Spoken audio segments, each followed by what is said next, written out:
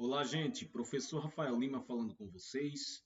Para vocês que vão ver esse vídeo pela manhã, um bom dia. Para vocês que verão pela tarde, uma boa tarde. Para vocês que assistirão pela noite, uma boa noite.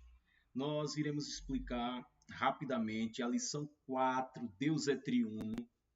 E como é uma lição bem complexa, a gente vai agora acelerar as coisas para em poucos minutos abordarmos isso que levaria muito tempo, tá? Então vamos lá. A lição número 4, direcionada a 26 de janeiro de 2025, ela tem como texto áureo Mateus 28:19, que é um clássico, né? Portanto, ide e ensinai todas as nações, batizando-as em nome do Pai, do Filho e do Espírito Santo. E a verdade prática inicia dizendo que desde a eternidade Deus é Pai, Filho e Espírito Santo. E essa verdade está em toda a Bíblia. Então nós temos aí, continuando,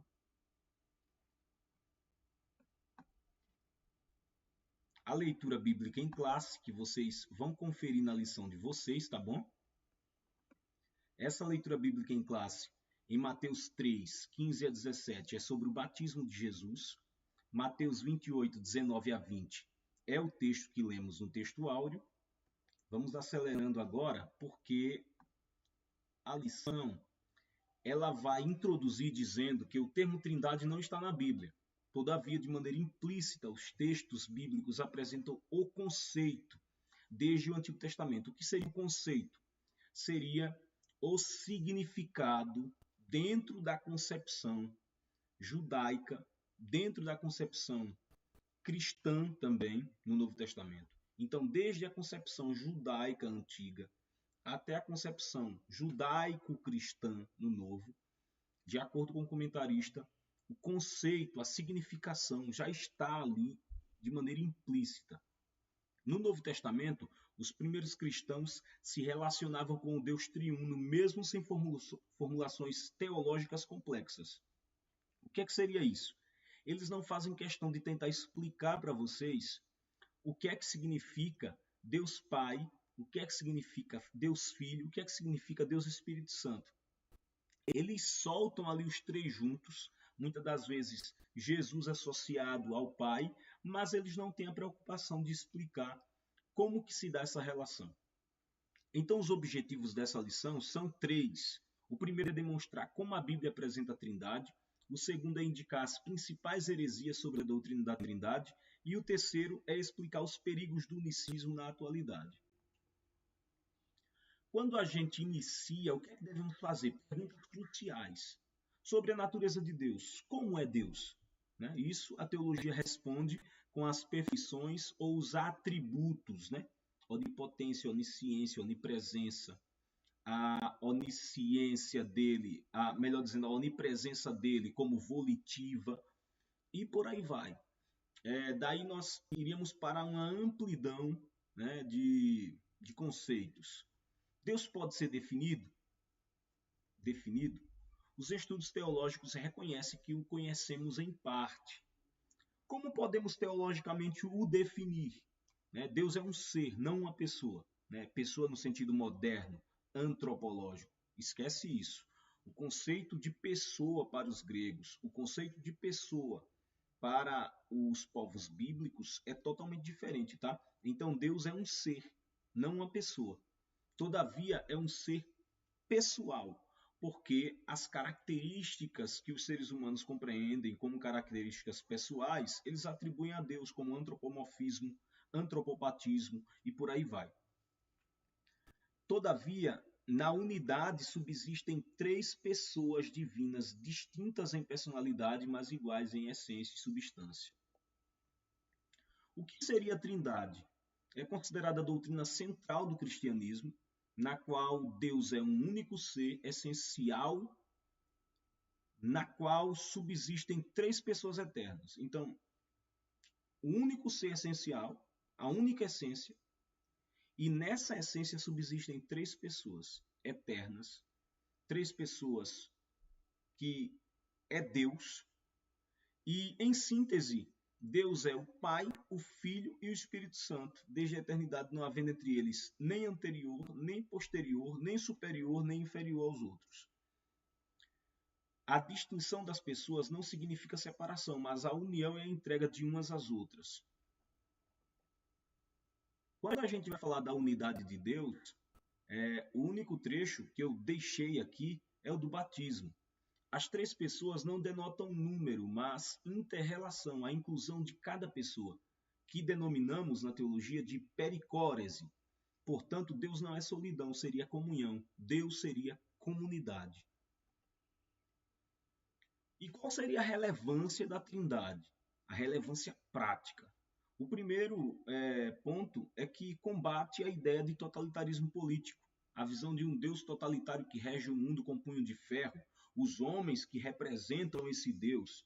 Ao longo da história, impérios foram forjados com essa concepção de Deus. Então, a ideia de Trindade combateria esse totalitarismo político.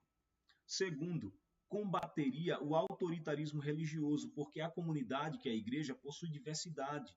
E na comunidade não há senhores. O próprio Jesus disse: a ninguém chamais de senhor e mestre, mas somente o Pai. Então, a comunidade seria como uma família. E terceiro, combater o paternalismo e o machismo.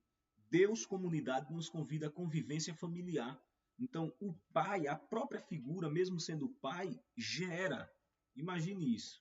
Então, há traços aí de características, como lá em Gênesis diz, que Deus criou macho e fêmea à sua imagem e semelhança. Então, há uma pluralidade, a ponto de Deus não ser enquadrado nas questões humanas como sexo, tá? A Trindade é um corretivo aos desvios humanos e sociais. Trindade e conceitos essenciais. O primeiro, a trindade ontológica, seria Deus em si mesmo, né? A essência que não pode ser dividida.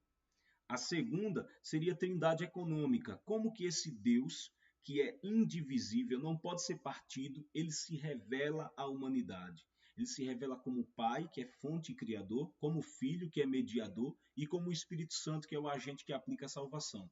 Só que as pessoas podem achar que a trindade econômica é o modalismo, e não é, tá? Porque mesmo Deus se revelando como o Pai criador, o Filho sempre esteve ali com ele, mediando, sendo o braço de Deus na criação.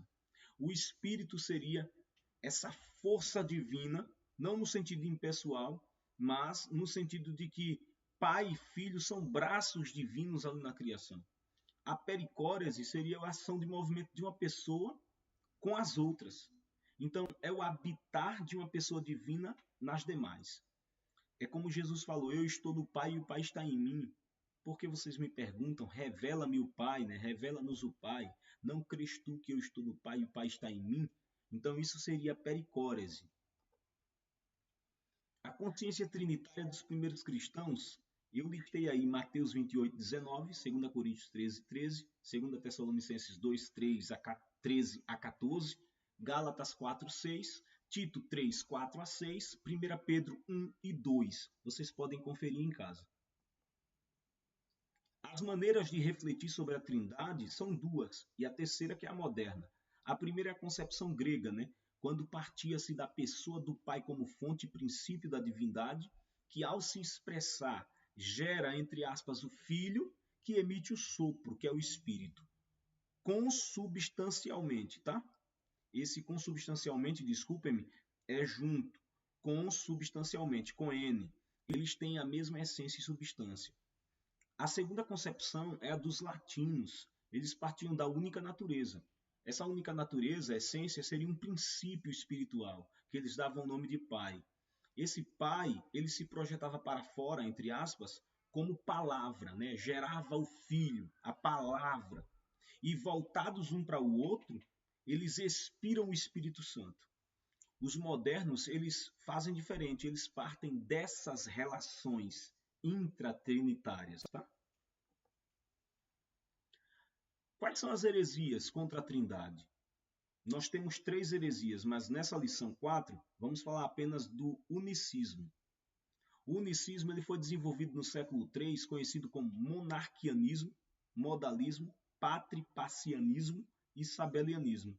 Os principais representantes são Noeto, Práxias e Sabélio. Ainda tem o Calixto. dizem que Sabélio era discípulo de Calisto, só que outros dizem que Práxias e Sabélio eram a mesma pessoa. Deixa aí aberto para vocês debaterem. O que dizem os unicistas? Eles dizem que Deus é uma única pessoa e dizem que a Trindade seriam 3 modos de Deus aparecer aos homens, como essa imagem aqui sugere. São 3 máscaras que Deus colocava para se revelar para os homens. Os hereges unicistas, eles não negam a divindade absoluta de Jesus e do Espírito Santo, mas eles negam que Deus seja comunhão desde a eternidade. Eles pregam um Deus solitário, um Deus que rege o universo sozinho desde o início. Como o unicismo se revela hoje? Lendo a lição, parece que o comentarista ele sentiu receio de dar nome aos bois, tá? Ele menciona movimentos que circulam por meio da musicalidade, e qualquer pessoa sabe de que grupo musical o comentarista está tentando falar. Ele salta da questão para uma reflexão dos resultados de conversão de diversas pessoas a Cristo por meio de músicas de movimentos unicistas, né? Ele salta dessa questão para uma reflexão sobre resultados. Ele diz, olha, não é porque esses grupos, esses movimentos e igrejas unicistas ganham muitas pessoas para Cristo que eles são realmente ortodoxos. E ele conclui com a posição oficial da igreja, dizendo que a maioria da liderança se posiciona contra e condena como herético, e que não somos contra os unicistas. A conclusão finda com o comentário do credo de Atanásio. Adoremos um Deus em trindade e trindade em unidade. Não confundimos as pessoas, nem separamos a substância. Enquanto os modalistas confundem pessoas, os unitaristas separam substância. Os unitaristas eles acreditavam que somente o Pai era Deus. O Filho e o Espírito Santo eram derivações, mas não eram Deus, ok? Então, se você gostou, dá uma curtida, compartilha, faz com que teu colega, teu amigo da igreja, teu professor de EBD ou teu aluno, ele confira conosco o nosso material, tá bom? Me despeço de todos vocês, fiquem com Deus, tchau, tchau.